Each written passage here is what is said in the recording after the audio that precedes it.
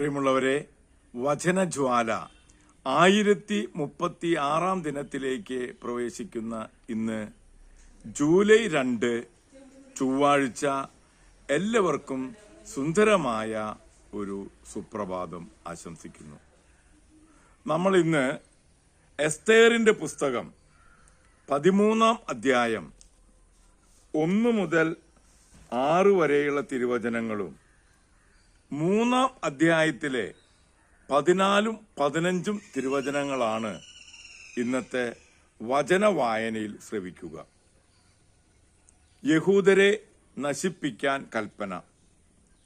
കത്തിന്റെ പകർപ്പ് അഹസേരൂസ് മഹാരാജാവ് ഇന്ത്യ മുതൽ എത്യോപ്യ വരെയുള്ള 127 പ്രവിശ്യകളിലെ ഭരണാധിപന്മാർക്ക് അവരുടെ കീഴിലുള്ള നാടുവാഴികൾക്കും എഴുതുന്നത്. അനേക ജനതകളുടെ ഭരണാധിപനും ഭൂമി മുഴുവന്റെയും യജമാനനുമായ ഞാൻ അധികാര നാട്യം നടത്തി എന്നെ തന്നെ ഉയർത്തുകയല്ല ചെയ്തത്. പ്രത്യുത എല്ലായ്പ്പോഴും ന്യായയുക്തമായും ദയാപൂർവകമായും ആണ് പ്രവർത്തിച്ചിട്ടുള്ളത്. എന്റെ എല്ലാ പ്രജകളും പൂർണമായ സ്വസ്ഥതയിൽ വസിക്കുന്നതിനും അങ്ങനെ എന്റെ രാജ്യത്തെ സമാധാനപൂർണമാക്കുന്നതിനും അതിന്റെ ഏതു ഭാഗത്തും ആർക്കും സഞ്ചരിക്കാൻ കഴിയുമാറ് അതിനെ സുരക്ഷിതമാക്കാനും എല്ലാവരും ആഗ്രഹിക്കുന്ന സമാധാനം പുനഃസ്ഥാപിക്കുന്നതിനും ഞാൻ തീരുമാനിച്ചിരിക്കുന്നു. ഇത് എങ്ങനെ സാധിപ്പിക്കാമെന്ന് എന്റെ ഉപദേശകരോട് ചോദിച്ചപ്പോൾ ശ്രേഷ്ഠമായ ജ്ഞാനത്തിൽ നമ്മിൽ അതിശയിക്കുന്നവനും ആരെയും അതിശയിക്കുന്നവനും സുസ്ഥിരമായ സന്മനസ്സും ഇളക്കമില്ലാത്ത വിശ്വസ്തതയും കൊണ്ട് അതിവിശിഷ്ടനും രാജ്യത്ത് 2ാം സ്ഥാനം നേടിയവനുമായ ഹാമാൻ ഇങ്ങനെ ധരിപ്പിച്ചു: ലോകത്തിലെ എല്ലാ ജനതകളുടെയും ഇടയിൽ ചിതറിക്കിടക്കുന്ന ഒരു ശത്രു ജനത ഉണ്ട്. അവരുടെ നിയമങ്ങൾ മറ്റു ജനതകളുടെ നിയമങ്ങൾക്ക് വിരുദ്ധമാണ്. അവർ തുടർച്ചയായി രാജാക്കന്മാരുടെ കൽപ്പനകൾ അവഗണിക്കുന്നു. അങ്ങനെ നാം അത്യധികം ആഗ്രഹിക്കുന്ന രാജ്യത്തിന്റെ ഐക്യം സാധിക്കാതെ വന്നിരിക്കുന്നു. ഈ ജനത മാത്രം എല്ലാ മനുഷ്യർക്കും എതിരായി എക്കാലവും വഴിപിഴച്ച വിചിത്ര ജീവിത രീതിയും നിയമങ്ങളും പുലർത്തുന്നു. നമ്മുടെ രാജ്യം സുസ്ഥിരത നേടാതിരിക്കാൻ വേണ്ടി തങ്ങളാൽ കഴിയുന്ന എല്ലാ ഉപദ്രവങ്ങളും ചെയ്തുകൊണ്ട് അവർ നമ്മുടെ ഭരണകൂടത്തിനെതിരെ നിലകൊള്ളുന്നു.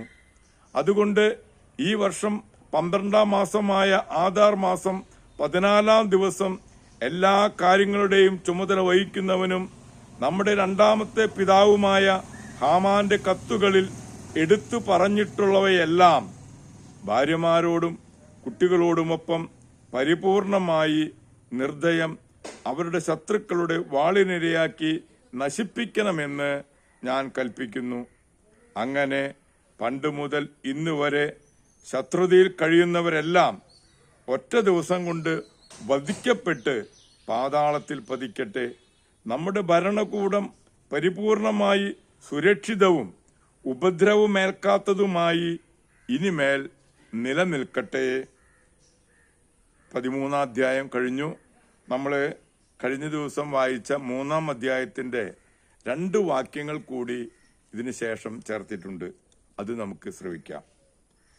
3ാം അധ്യായം 14 15 തിരുവാക്യങ്ങൾ.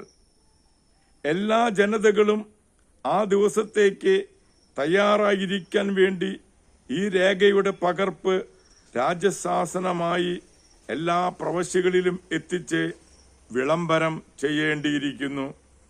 രാജകൽപ്പന പ്രകാരം ദൂതന്മാർ ശീഘ്രം പോയി തലസ്ഥാനമായ സൂസായിൽ ഈ വിളംബരം പ്രസിദ്ധപ്പെടുത്തി.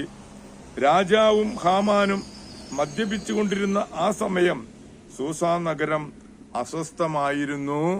ദൈവത്തിന്റെ തിരുവചനമാണ് നാം ശ്രവിച്ചത്. പ്രിയമുള്ളവരെ, ആഗോള കത്തോലിക്ക സഭയിൽ ഇന്ന് രക്തസാക്ഷികളായ വിശുദ്ധ പ്രോച്ചസൂസിനെയും മാർത്തിനിയാനെയും അനുസ്മരിക്കുന്ന ദിവസമാണ്. മാമാർട്ടിൻ ജയിലിൽ 40 പേരോടൊപ്പം കഴിയവേ പത്രോസ് പൗലോസ് ശ്ലീഹന്മാർ ഇവരെ മാനസാന്തരപ്പെടുത്തുകയും പാറയിൽ നിന്ന് അത് അത്ഭുതമായി ഒഴുകിയ ജലം കൊണ്ട് സ്നാനം നടത്തിയെന്നും പറയപ്പെടുന്നു. ജയിലർ പൗളീനോസ് ക്രിസ്തുമതം ഉപേക്ഷിക്കാനും ജൂപ്പിറ്ററിനെ ആരാധിക്കാനും നിർബന്ധിക്കുകയും ക്രൂരമായി മർദ്ദിക്കുകയും ചെയ്തു. കർത്താവിന്റെ നാമം വാഴ്ത്തപ്പെട്ടതാകട്ടെ എന്ന് പറഞ്ഞ് അവർ വാളിനിരയായി. അവരുടെ ശരീരം ലുസീന എന്ന സ്ത്രീ തന്റെ പറമ്പിൽ സംസ്കരിച്ചു. 4-ാം ശതാബ്ദത്തിൽ അവിടെ ഒരു ബസിലിക്ക നിർമ്മിക്കപ്പെട്ടു. ഇരുവരുടെയും മധ്യസ്ഥം യാചിച്ച് വിശുദ്ധ പ്രോച്ചസൂസിനെയും വിശുദ്ധ മാർത്തിനിയാനെയും അനുസ്മരിച്ച് നമ്മൾ ഇന്നത്തെ ആ നല്ലൊരു ദിവസത്തിലേക്ക് നമുക്ക് പ്രവേശിക്കാം.